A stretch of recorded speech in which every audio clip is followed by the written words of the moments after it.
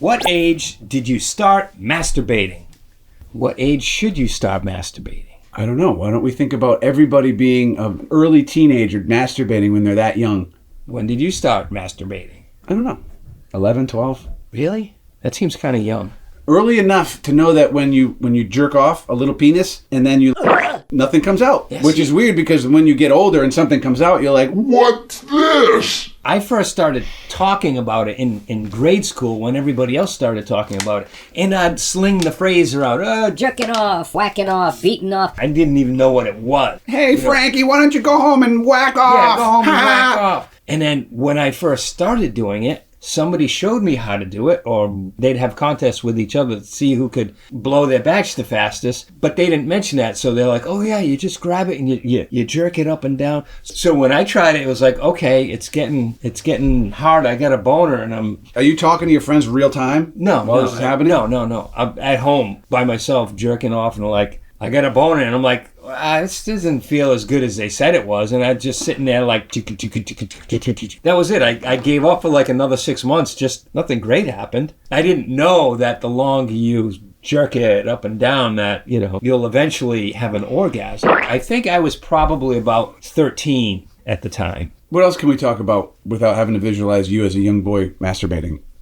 It is what it is, man. I guess so. The name of the video is When Did You Start Masturbating? And is it not weird, though, to talk about, well, I was an 11-year-old boy playing with my penis? Well, I think all this stuff is going to be pretty cringy to some people, you're but, right. I mean... Well, I'm getting cringed out right now after you told me your little boy penis story. But anyway, I was maybe 11 or 12, and I did it in bed, and yeah, nothing came out. When did it start coming out? I don't remember, honestly. And when it started coming out, did you know? Did you clean it up? It's like worse than any conversation you had to have with your doctor. It is crazy, yeah. But like when you blow the batch, did you throw it all over the sheets, on the floor, on your stomach? God damn. No, I was smart enough not to do it into a sock.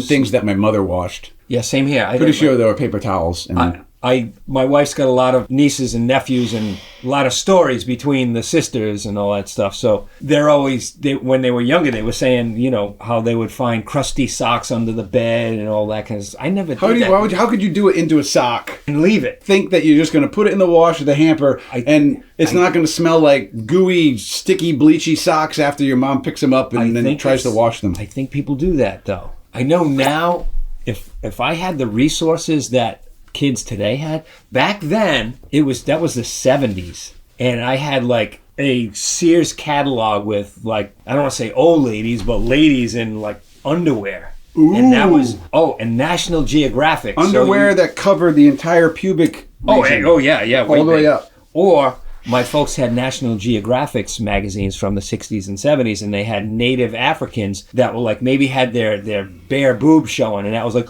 oh. That could get a kid to really grow up wanting to be into like African American females, black girls. Oh, I want to relive the National Geographic magazine days. Is that racist? I don't think so. No. Good. And then, as I grew up, still in grade school, I would find I hit the woods a lot. And I would find like cabins, which were probably teenage boys or something like that. And they'd always have a stack of like Playboy or Hustler magazines, nudie magazines. And I didn't want to like grab them all, but I would grab one or two and I'd bring it home and I'd have that. And it was all shitty all from being out in the wild. And that would be a pretty cool little organization where before porn came out, before phones and stuff, if there were just one central location in the middle of the woods that no parents knew about, where a bunch of magazines can go and you'd go there like to a Blockbuster and you just take one magazine and you return it and then you take another one, you return it, and then you add one. That would be pretty cool if you were a young boy during those times. Yeah, it's funny. You probably grew up with porn, but my porn was... Not much. I would have like a magazine. VHS tapes. I would have a magazine open here, open here, open here to all different ones, so I'd have the variety. Like, I get sick of this girl, and then I could move on to the next one and flip the pages of the other one. That's funny. No, I had VHS tapes that I'd have to... Went into a VHS tape store, like a porn store, with like a hoodie. Even though I was a young kid, I'm like, I knew there was cameras, I knew there was other people, and it was very weird and shady, but once you go through that shameful process of doing that and then paying $35, $40 for a 4-hour porn tape, then you get to go home and watch it for 4 hours. Yeah, I remember I had that kind of time. All Blockbuster videos and all those video stores back in the 80s had a section in the back that was kind of walled off, and everybody knew that's where the porn was, and you would see people going in there. Once in a while, you'd see somebody you know. It's like, oh, I know what he's doing.